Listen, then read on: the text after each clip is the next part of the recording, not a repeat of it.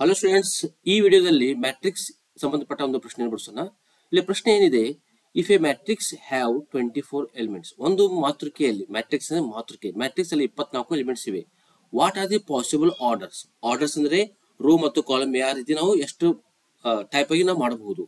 What if it has 13 elements? 13 elements ಎಷ್ಟು order ನಾವು ಬರೆಯಬಹುದು ಅಂತ ಕೇಳಲಾಗಿದೆ. ಓಕೆ, ಇದು ಬಹಳ ಸಿಂಪಲ್ ಎಕ್ಸಾಂಪಲ್ ಇದೆ. ಇಲ್ಲಿ ನೋಡಿ, so 24 elements. Now matrix have 24 elements. ಇಲ್ಲಿ 24 ಎಲಿಮೆಂಟ್ಸ್ ಇವೆ.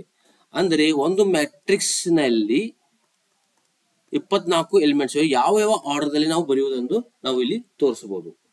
The orders are 24 elements. Orders are okay, ಒಟ್ಟಾರೆ 24 ಎಲಿಮೆಂಟ್ ಇವೆ.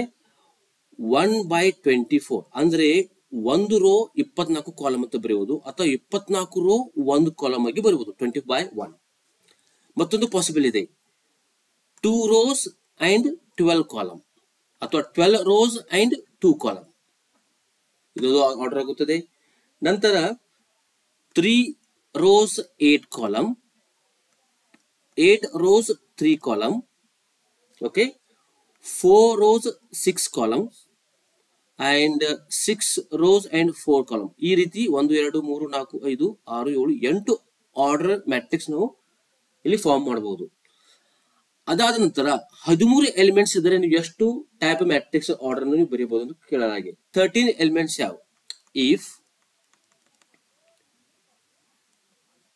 Elements has 13, the orders are and orders are. Okay, ಇಲ್ಲಿ ಒಂದು ರೋ 13 ಕಾಲಮ್ ಮಾಡಬಹುದು, 13 ರೋ ಒಂದು ಕಾಲಮ್ ಮಾಡಬಹುದು. ಇಲ್ಲಿ 2 ಆರ್ಡರ್ ಮಾತ್ರ ಬರುತ್ತದೆ. ಓಕೆ, ಈ ರೀತಿ ನಾವು ಆರ್ಡರ್ ಬರಬೇಕಾದರೆ ರೋ ಮತ್ತು ಕಾಲಮ್ ಮುಖಾಂತರ ನಾವು ಆರ್ಡರ್ ಪಾಸಿಬಲ್ ಎಷ್ಟಿದೆ ನಾವು ಕಂಡುಹಿಡಿಯಬಹುದು. ಈ ವಿಡಿಯೋ ನಿಮಗೆ ಇಷ್ಟವಾದರೆ ಸಬ್ಸ್ಕ್ರೈಬ್ ಮಾಡಿ, ಲೈಕ್ ಮಾಡಿ, ಕಮೆಂಟ್ಸ್ ಕೂಡ ಹಾಕಿ. ಸಬ್ಸ್ಕ್ರೈಬ್ ಮಾಡೋದು ಮುಂದೆ ಬರುವಂತಹ ವಿಡಿಯೋ ನೋಟಿಫಿಕೇಶನ್ ನಿಮಗೆ ದೊರೆಯುತ್ತದೆ. ನಿಮಗೆ ಬೇರೆ ಮ್ಯಾಥಮೆಟಿಕ್ಸ್ ವಿಡಿಯೋ ಬೇಕಾದ್ರೆ ಯೂಟ್ಯೂಬ್ ಪ್ಲೇಸ್ ನಲ್ಲಿ ಹೋಗಿ ಐ ಬಟನ್ ಕೆಲವು ಲಿಂಕ್ಸ್ ಇವೆ, ಈ ವಿಡಿಯೋ ಡಿಸ್ಕ್ರಿಪ್ಷನ್ ಲಿಂಕ್ಸ್ ಇವೆ. Thanks for watching.